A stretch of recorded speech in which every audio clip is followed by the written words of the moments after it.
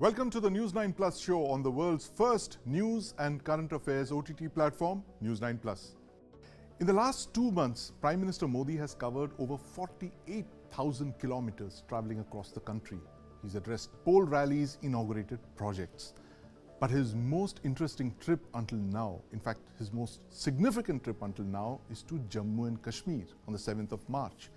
This is the Prime Minister's first visit to Kashmir after the abrogation of Article 370 in 2019. Joining me to discuss the import of this trip by the Prime Minister to Kashmir are Shah Faesal, Deputy Secretary in the Ministry of Culture, my colleague Aditya Raj Kaul, and my colleague Kartikeya Sharma in the studio here with me. Gentlemen, welcome to the News9 Plus Show. Mr. Faesal, I want to start by asking you, break down the significance of the Prime Minister's visit to Kashmir 5 years after Article 370. I think for anybody like me who is from Kashmir, or like Aditya who has been watching Kashmir for at least for 3 decades or so, I think we can mark the contrast between the way visits of the heads of states or prime ministers used to happen to Kashmir earlier, before 2019, and the way it is happening now. I think one significant contrast would be that I recall that in maybe 25 years before this has happened, whenever a dignitary from Delhi would come in, the first reaction from there would be that Kashmir will mark hartal for that. Right. There will be law and order situations. I have been in the administration. We used to have a lot of headache in dealing with VIP visits from Delhi. But I can tell you, if you look at the social media space today, or if you listen to the conversations on the ground, the kind of enthusiasm, the kind of positivity, energy, which you are seeing in Kashmir this time regarding the Honorable Prime Minister's visit, Right. This is something unbelievable. I mean, Kashmiris these days, when they talk among themselves, they say something magical has happened. What is this, this appreciation, this acknowledgement, this welcome, this great spurt of positivity about? This is obviously about keeping the promise that was made in 2019. And Right. last 5 years, I think Kashmiris have got to witness by their own eyes that how things that were talked about, that there will be development, there will be opportunities for everybody. Moreover, there will be normalcy and peace in Kashmir. I think those things can deliver today. Right. And that fulfillment of the promise, I think, makes this visit extremely important and different. Fulfillment of the promise, in fact, Mission Kashmir. I want to come to you, Aditya, but first, before that, Kartikeya, to you. 2019, the Prime Minister made a very significant statement. He said that Kashmir could return to normalcy based on the Vajpayee formula of Kashmiriyat, Jamhuriyat and Insaniyat. And this would not be dictated by a handful of families. How has the Prime Minister gone about this in the last 5 years? I think Prime Minister's initiative in Kashmir have been transformative. We have to evaluate Prime Minister Modi's efforts through 3 different lenses. One is political lens. Political lens, I would say it's the revocation of Article 370. Right. Which is a story of integration, which is a story of empowerment, which is a story of administrative and economic reforms. Yes. In this, there is another sub-story which is to break down the politics of exclusivism, right, which ties down to the 3 political families or 4 right. political families in Kashmir. The only thing that has not happened right now is that the new middle class which is there, which wants to take the reins of power, has not been able to fully express itself in elections. Right, right. So electorally, I think the families are still important, but socially, culturally, politically, I think things have moved.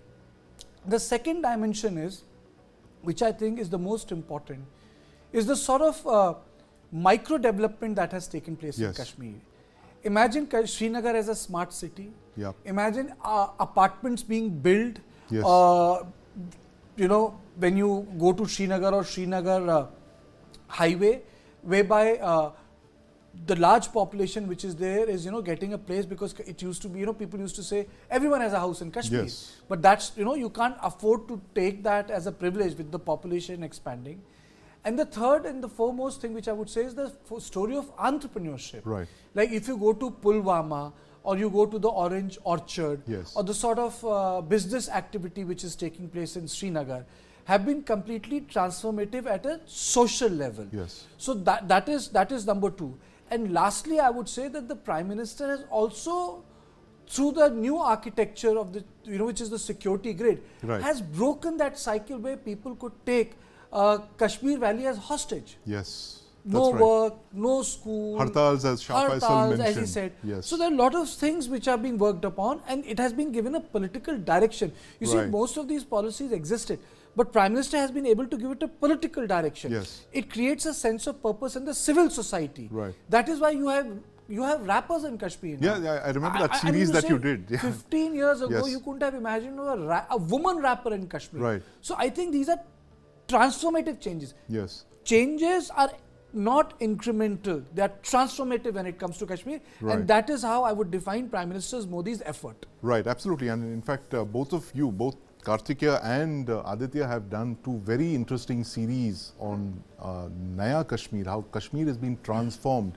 since 2019, mentioning exactly these points that Kartikeya raised about how civil society has kind of risen up to this challenge of peace and stability. But Aditya, you've been tracking Kashmir very closely now for decades.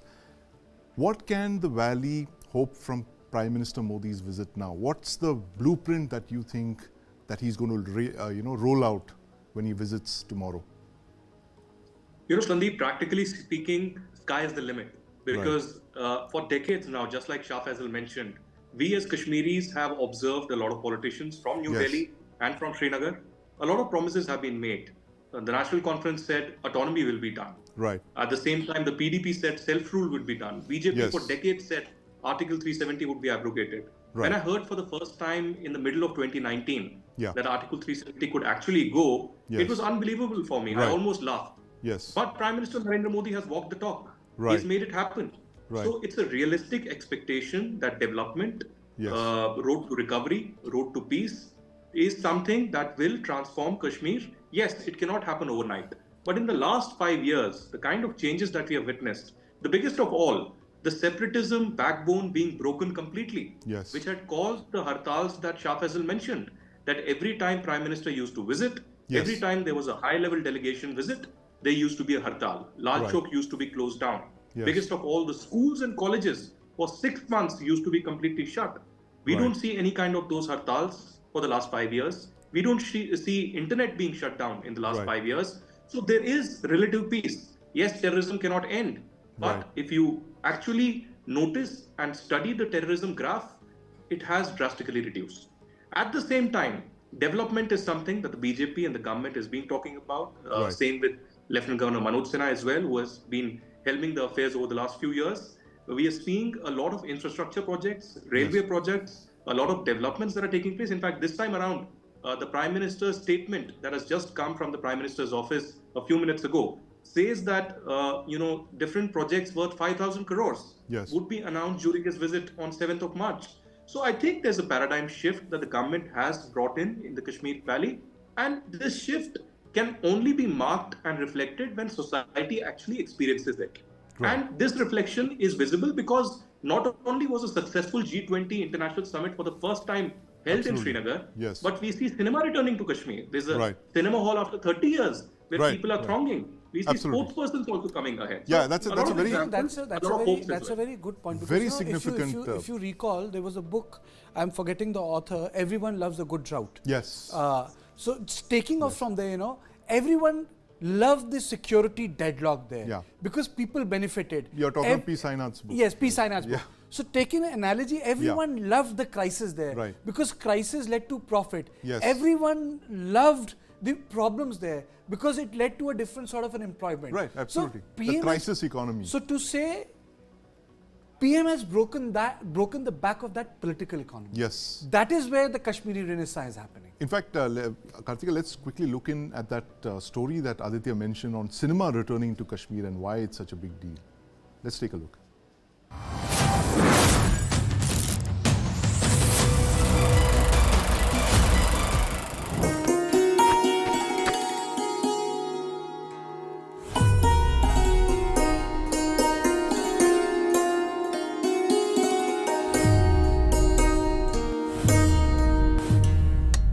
Kashmir and movies together for magic.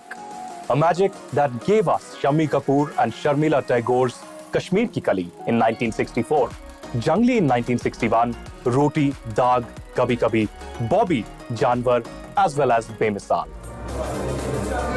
Cinema और कश्मीर का बहुत गहरा रिश्ता है, घनिष्ठ जिसे हिंदी में कहते हैं। इतनी खूबसूरत ये तस्वीर है, मौसम बेमिसाल बेनजीर है, ये कश्मीर है।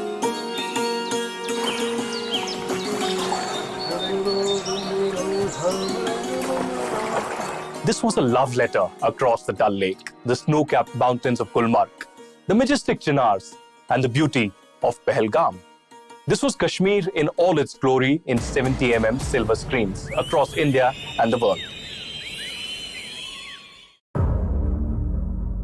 Terrorist groups, bombs and grenade attacks left millions dead, displaced, with shattered silver screens across Kashmir.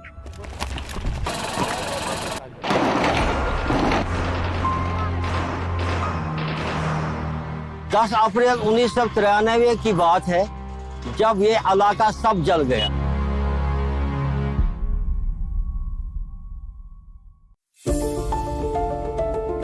Today, after 32 years of conflict and terror, it's a new dawn for Kashmiris. The first multiplex in the valley, Inox, has risen from the ashes of the cinemas lost to rekindle the same love of Kashmir and its cinema halls in a young generation that has never had the movie-watching experience in a theatre.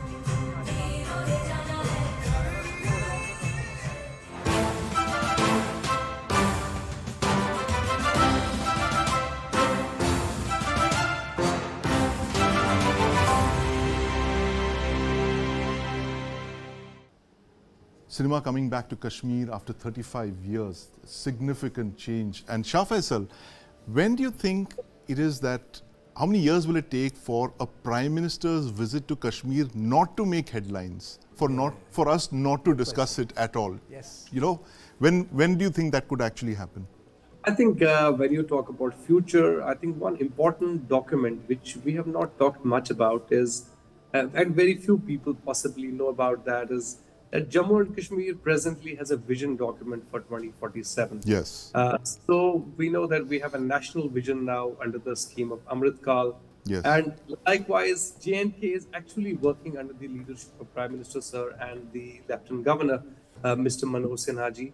We are having a full-fledged vision for almost all the sectors. Right. So it's not something like a very random kind of an initiative being taken that, okay, we will do this, we will do that, a cinema will open here, or a market from there. So there's a very systematic, organized effort being made at the governance, as Kartikeya rightly said, at the security level, at the social, at the economic, at the political level. And that vision, in fact, how it is already started to translate is that in last couple of years, we have seen that the GSDP in state of UT of J&K, it has grown higher national, at an average which is higher than the national average, number one. Number second, one important statistic which Aditya also mentioned is that around 5,000 crores worth projects are likely to be announced. Yes. I'll tell you for readers, an interesting way of comparing this would be that the IMF package which was given to Pakistan a couple of months ago, it was roughly around 5,600 crores. Right. So, and when the J&K budget actually discussed in the parliament earlier this year was around 1.18 lakh crores. Right. And the future, as we were talking about, that the J&K is expected to grow at a rate of 6 to 7%. The GDP is going to be at least 6 to 7 times in the next 25 years. We are expecting to double the GDP by 27, 28. Right. So phenomenal. And if you look at the fine print in that vision document, you will see hyperloop, things like multimodal transit systems, things like advanced AI and robotic technologies being brought in at the governance level, at the health, in the education sector. I think phenomenal change. Phenomenal change. And at this point, I want to bring in Shehla Rashid, who's just joining us. Shehla, welcome to the News9 Plus Show. What can we expect from the Prime Minister's visit tomorrow, and why is it such a big deal, according to you? A Prime Minister's visit to the J&K after 5 years. Right. So first of all, it is his first visit after the abrogation of Article 370. And as I think all of us have mentioned, there is a sea change in the ground situation over here. So I'm here on the ground, I'm interacting with the youth, I'm interacting with people of all kinds. And you won't believe that, the biggest issue right now is that we do not have a venue which can actually accommodate all the people who want to join. And as a result, the event will be held at one place, at one stadium. Right. And it will be streamed at another stadium. So actually, we don't have a place to host all the people. We're hearing numbers about 1 lakh people, and which is why Bakshi Stadium is being chosen for the Prime Minister's rally. But even if we had like a venue of like 2 lakh, which Right. could host 2 lakh people right now, I think that the excitement is such. Yes. Because at this point, it is not so much about. I mean, of course, whenever a Prime Minister visits, Yes. it is always like there will be some kind of package, there will be some kind of announcement. Sure, all of that is there. But at this point, it's about who he is and what he represents Yes. for the region of, an era of peace and development and prosperity. And youth can now, sort of move away from the conflict of the burden of the conflict. Yes. And they can actually also just think about their personal development, Right. their job, their future, what are their dreams. So I think that is the biggest development. Of course, I mean, all the developmental initiatives and everything, the railway linkage, the Vande Bharat train, everything, all of that is of course there. Yes. But it's also about who he is and what he represents to the people. There was a woman who just put out a video and she said that I want to meet the PM and I want to जैसे दूल्हे को वो माला पहनाते हैं तो उन्होंने कहा मैं 1 लाख रुपए की माला पहनाऊंगी मोदी जी को. तो इस तरह का उत्साह जो सेंटिमेंट है वो it is beyond the package and developmental. It's beyond the package. Certainly it is. And in fact, Kartikeya, I would say that if you analyze the writings on Kashmir last 30-40 years, yeah. It was like 2 destinies. I think what Prime Minister has done is about a shared destiny, Yes. or a common destiny, Right. Sajha Virasat. The whole idea that these 2 places are of different destinies has been obliterated. But I think there is one challenge, and I must say this. I don't want Aditya to say this because I don't think it's Aditya's responsibility. Right. As a citizen of this country, I should say this. What people say when Parsis came to India, they are like what sugar is to the milk. Right. I think Kashmiri Pandits, that's what Kashmiri Pandits are to the valley. They're sugar to the milk. I think the biggest challenge, and I say it from the bottom of my heart, and Shah Faesal can come to it, is at the societal level that the Pandits go back and they don't need camps. Right. Pandits go back and they don't require settlements. Absolutely. The integration of Pandits when it happens in whatever numbers, Right. where they can just work freely there, not go back as tourists, Right. or people talking about a past or memories of food and the flowers and the Right. valleys and Absolutely. the breeze and the water, but as a lived reality, then I would say that the Naya Kashmir would finally arrive. Absolutely. This, That's a I very cannot important conceive point. of this Naya Yes. Kashmir without Pandits being integrated. Right. In various world communities, from Rwanda to South Africa, at certain levels of reconciliation have been reached. Yes. But this happens at a societal level. Very and important for point. me, Yes. you cannot forget that. You cannot. Right. Everything is good. I can clap and I can say, good job done. Yes. But it is incomplete. वो नासूर तभी घटेगा Yes. जब ये लोग वापस घाटी में जाएंगे. Right. I just want to break here for... And I'm saying this because I'm not a Kashmiri Pandit. Yes. And it's not responsibility I'm of the going to Kashmiri ask Pandits to Aditya say this that again and Shehla that as well. But, let's listen into what J&K LG Manoj Sinha said at the TV9 Global Summit last week on the grant of statehood to J&K. एक बदलाव और लोग चाहते हैं कश्मीर में, और खासकर political पार्टियां चुनाव को लेकर क्या तैयारियां हैं, उसकी स्टेटहुड को लेकर क्या तैयारियां हैं? मुझे लगता है कि इसमें किसी को कंफ्यूजन नहीं है. देश के गृह मंत्री श्री अमित शाह जी ने जब पार्लियामेंट में धारा 370 और 35 से हटाने का प्रस्ताव रखा था, उसी समय उन्होंने 3 बातें कही थी. एक, पहली बात उन्होंने कही थी कि असेंबली की सीटें बढ़ रही हैं, तो उनकी बाउंड्री कौन तय करेगा? निश्चित रूप से डिलिमिटेशन कमीशन बना जस्टिस रंजना देसाई की अध्यक्षता में. उसने काफ़ी मेहनत करके डिलिमिटेशन का काम पूरा कर दिया. डिलिमिटेशन के बाद अब 2018 की वोटर लिस्ट पर तो चुनाव नहीं होता, नई वोटर लिस्ट बननी थी, 5 साल में बहुत सारे यंग वोटर्स बने थे, वो काम पूरा हो गया। लोकसभा के चुनाव होने जा रहे हैं, 12 तारीख को full election commission Jammu Kashmir आ रहा है। तो गृहमंत्री जी ने 2 बात कही थी, डिलिमिटेशन फर्स्ट, इलेक्शन सेकंड, और तीसरी बात कही कि स्टेटहुड एट अप्रोप्रिएट टाइम, और वही एफिडेविट भारत सरकार ने देश की सर्वोच्च न्यायालय में भी दिया है। तो मैं समझता हूं कि लोकसभा के चुनाव देश के चुनाव के साथ होने जा रहे हैं। सितंबर के पहले सितंबर तक विधानसभा के चुनाव हो जाएंगे, और जब उचित समय आएगा तो स्टेटहुड भी भारत सरकार देगी। आप ये कह रहे हैं कि सितंबर तक वहां पर चुनाव हो जाएंगे? हम नहीं कह रहे हैं, ये हमने एफिडेविट दिया हुआ है सुप्रीम कोर्ट में, सुप्रीम कोर्ट ने भी कहा तो होंगे ही निश्चित, सितंबर तक एकदम निश्चित रूप से। स्टेटहुड की कोई टाइमलाइन? लेकिन एक बात मैं कहना चाहता हूं कि ये काम इलेक्शन कमीशन का है जी, तो इलेक्शन कमीशन जब भी निर्देश देगा हम चुनाव कराने के लिए तैयार हैं। स्टेटहुड की कोई टाइमलाइन देना चाहेंगे आप? Eight appropriate time. Okay, eight appropriate time, very well said.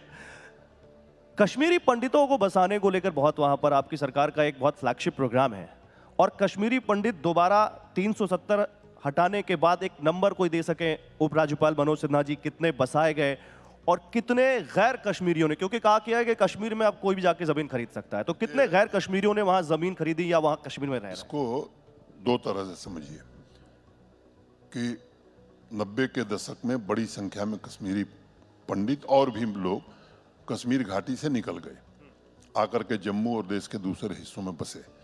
Bharat सरकार ने जो रिहेबिलिटेशन पैकेज बनाया उसमें क्या क्या चीजें रखी? एक, मनमोहन सिंह जी की सरकार के समय 3000 नौकरियां और 3000 घर उनके लिए वैली में। फिर मोदी जी जब प्रधानमंत्री हुए तो एक दूसरा 3000 नौकरी और 3000 घर। दुर्भाग्य की बात यह थी कि ये पद भरे नहीं जाते थे और जमीन नहीं उपलब्ध है, इस नाम पर घर बनाए नहीं जाते थे। आज मैं ये कहना चाहता हूं कि 6000 के 6000 पद 23 को छोड़ करके सारे भर दिए गए थे। अभी कुछ लोग और अच्छी नौकरी पा गए हैं तो रिजाइन कर दिए। 250 पद रिक्त हैं जिनका विज्ञापन हम 10 दिन में निकालने जा रहे हैं। 6000 घरों के लिए जमीन उपलब्ध करा दी गई, 2500 से ज़्यादा घर बन करके तैयार हो गए हैं, और मैं कहना चाहता हूं कि अगले साल सारे घर बन जाएं। दूसरी बात, इन जो टारगेटेड किलिंग की बात आप कर रहे थे, 1-2 हमारे कश्मीरी पंडित साथी जो सरकारी नौकरी में थे, उनकी दुखद और निर्मम हत्या हुई थी, तो उनसे मैं निरंतर संपर्क में हूं। मेरे ऑफिस में एक सेल है जो निरंतर संपर्क रखती है, और वैली के हर जिले में भी डीसी ऑफिस में एक सेल है जो इनके साथ संपर्क में रखती है। मैं बहुत जिम्मेदारी से बात कहना चाहता हूं कि कश्मीरी माइग्रेंट, खासतौर से कश्मीरी पंडित पूरी तरह से सुख शांति से हैं, और मैं आपसे ये जरूर कहूँगा कि आप आइए, आने वाले दिनों में श्रीनगर और वैली में कश्मीरी पंडित भी दिखेंगे, उनके घर भी दिखेंगे और बाकी लोगों के घर भी दिखेंगे। So the LG is saying that elections in Kashmir could be held as early as before September this year. So statehood to Kashmir. I hope a lot of middle class people come out and vote. I really hope that. In fact, Shah Faesal, this question, this point that Kartikeya raised, the return of Kashmiri Pandits to Kashmir, without which Naya Kashmir would not. To me, it's a personal. It won't. If you ask me, Kartikeya, a pre-1990 Jammu and Kashmir, a state of Jammu and Kashmir with Kashmiri Pandits coming back in the numbers that they were in before 1990. You see this as happening in the next couple of years, and how important do you think it is for this reintegration? I think at the societal level, if you look at one step which will possibly lead to the completion of that process of healing, as Kartikeya rightly said, it's the return of Kashmir Pandits. Right. But at the same time, when you talk about what are the indicators of normalcy, I think if there is one indicator of normalcy, it would be a time when Jammu and Kashmir police would have to deal with only the routine law and order or routine criminal responsibilities, crime control responsibilities, rather than terrorism. But unfortunately, you also have to realize that there is a neighbor which runs international consortium of terrorism, or which leads in the cottage industry of terror. As long as they are there, it's going to be very difficult for us to kind of reach to that point, although government has been trying very hard to curb the terrorism and to provide a sense of safety to everybody out there. So I think that is going to take some more time. But I definitely want to agree with Kartikeya that the only parameter of restoration of normalcy is going to be when the Pandits can very safely and respectfully return to their homes and live as normal citizens of the UT of Jammu and Kashmir. Right, absolutely. In fact, Shehla, I'm going to ask you this question. Do you see this happening, and how critical is it for the return of Pandits to say that this is the Jammu and Kashmir that we had before 1990? I think that if we had to set various bars and parameters for normalcy and for peace, this would be at the highest level, I suppose. Yes. This would be the highest threshold for normalcy. So inshallah, I hope that at some point in the future, we do reach this point. But, you know, as the panelist before me also mentioned, we have a mischievous neighbor, you know, in our vicinity. And you know that, you know, targeted killings and all of that, that continues to happen. So, you know, what does one say in a situation like this, except that until the time that, and right now Pakistan, you see that it is down, you see that it is, you know, facing a lot of internal crisis, but we also remember the geopolitical element, like it can be backed by another powerful neighbor, for example, right? So it's not such a straightforward situation, but I think that the only thing we can say is that we hope that we can achieve a peace, a level of, what should I say, confidence, where we can actually achieve this threshold of peace. It is possible, of course it is possible, but at this point we still see targeted killings and all of that. So challenges ahead, Kartikeya. And you know, Aditya, this point that Shehla mentioned about the fact that we have not just one meddlesome neighbor, but two, one backed by the other.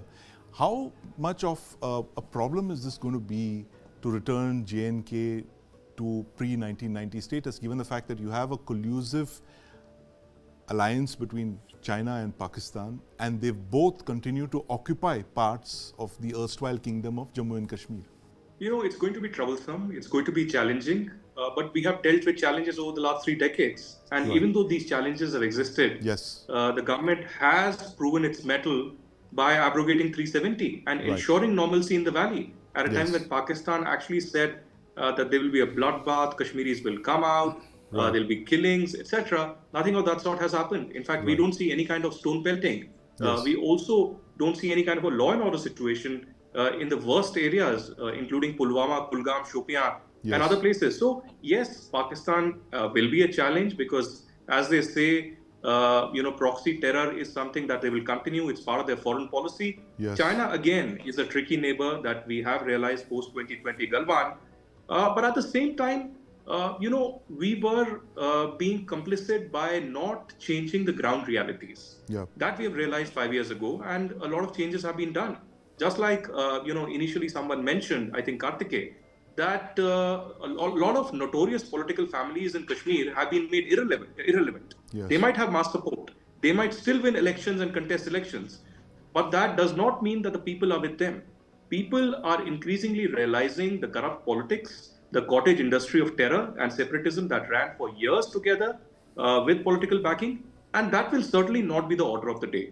By domestic changes, by bringing a domestic paradigm shift in the policy, Prime Minister Narendra Modi has ensured that no freebies will be distributed. These 5,000 crores that will come out is a part of a development package. It's part of an infrastructure, robust rebuilding package, not freebies or special status that so-called Kashmiris enjoyed. We Kashmiris are equal Indians. And I think the government is on the right path. Just that more jobs, more development is something that the government needs to work. Right. Closing comments, Kartikeya. I would say, if you ask me what I'm looking forward to, Dekho Apna Desh campaign, which the Prime Minister is going to launch tomorrow. Because I feel as someone as a Kashmir lover, that, you know, in context of tourism, it's like certain location specific. You ask anyone from India, where did you go to Kashmir? Sir, I went to Gulmarg. So where did you go to Kashmir? I went to Srinagar. Then where did you go? I went to Pahalgam. So, you know, but there's more to Srinagar Valley than these places. Like, for example, the areas around Dachigram or Rusuf Marg, or there are areas in Jammu, Doda, you know, I have traveled through those areas. Kashmir is beautiful, you know. It's Jammu and Kashmir, it's beautiful. So I think that Dekho Apna Desh campaign, you know, other sectors can open up, other valleys can open up. I am looking forward to it. And at a personal level, I really feel if there's some reform that can take place, at the hotel level, I've been cribbing We need saying more this to hotels, Aditya, absolutely. Yes. it's really difficult to have that top shot, hotel because the prices are through the roof. If some reform can take place, then, you'll find me in Kashmir every winter and every summer. Right. Peak. Absolutely. Tourism, Kartikeya, emphasizing that one bedrock of Kashmir's economy, which is tourism. Of course, we're going to see more of this from the Prime Minister's visit tomorrow on his vision for Naya Kashmir. We finally seem to have got our internal troubles in order. The challenges now remain external, as our panelists just mentioned. But thank you very much, Shah Faesal, my colleague Aditya Raj Kaul, and Shehla Rashid for joining us this evening to talk about the Naya Kashmir. Thank you, Kartikeya. Maharashtra is a unique state in India's political landscape. It's India's most prosperous state, an industrial powerhouse. It has the second largest number of Lok Sabha seats after Uttar Pradesh. We know all that. But the last time it gave a mandate to a single political party was in 1990, 34 years ago. And since then, coalition governments have been the norm. Now, while the BJP is back in power, leading yet another coalition, the state is a major worry for the Saffron Party. Joining me to discuss the BJP's Mission Maharashtra are Vishwas Pathak from the BJP, Reni Abraham, and my colleagues Kiran Tare and Brijesh Pandey. Gentlemen, welcome to the News9 Plus Show. Kiran, could you bring us up to speed on BJP leader Amit Shah's late night meetings with the Maharashtra Chief Minister, the Deputy CMs? What's cooking in Maharashtra? What are the troubles ahead? The point is that here BJP has been trying to win maximum seats in Maharashtra. Yes. Because it seems that Maharashtra has been the most difficult state for the BJP all over the country. And the reason here is why there are so many parties. There are two Shiv Senas, there are two NCPs, plus there is a BJP, plus there is Vanchit Bhujan Aghadi. Yes. So everything has been a mix. And there is no election in last 4 years. So nobody knows in which way the voters' mind is moving. Which way the wind is moving. So the point here is that the BJP had won last time 23 seats. Yes. It wants to repeat those performances again, but with a bigger margin. If the BJP wants to achieve its target of 370 seats nationwide, it has to win at least 30 seats in Maharashtra. Absolutely. So for that, the BJP has to contest at least 32 to 33 seats, and that is what the BJP and particularly Amit Shah is trying to convince Eknath Shinde and Ajit Pawar to give the BJP maximum seats so that they can fulfill their dream and they can achieve their target. What Eknath Shinde and Ajit Pawar are demanding in return is also very equally important. They are demanding respect from Amit Shah. They are not demanding too many seats, but they want Amit Shah to behave with them. They want not to repeat the same fate Uddhav Thackeray met with the BJP alliance. So Eknath Shinde and Ajit Pawar, they have clearly sent out their message. They are standing with the BJP, but in return they want respect. They want respect. Bigger share in the pie. We should discuss this point. Mr. Pathak, how important, how crucial is Maharashtra to the BJP's Mission 370? Basically, Honorable Prime Minister of India, Mr. Narendra Modi, has given the target of 400 plus. Yes. Along with your alliance partners. And therefore, each and every state is equally important. As far as Maharashtra is concerned, Maharashtra has got 48 Lok Sabha seats available. And we are planning to contest all the seats along with Ajit Dada NCP group, Eknath Shinde Shiv Sena group, and we want to win each and every seat. And that is why we are under discussion. Who would fight how many seats is the secondary question. Who has a winnable candidate available is what we are discussing about, and we are very confident the alliance of these three major parties and also smaller parties will fetch not less than 45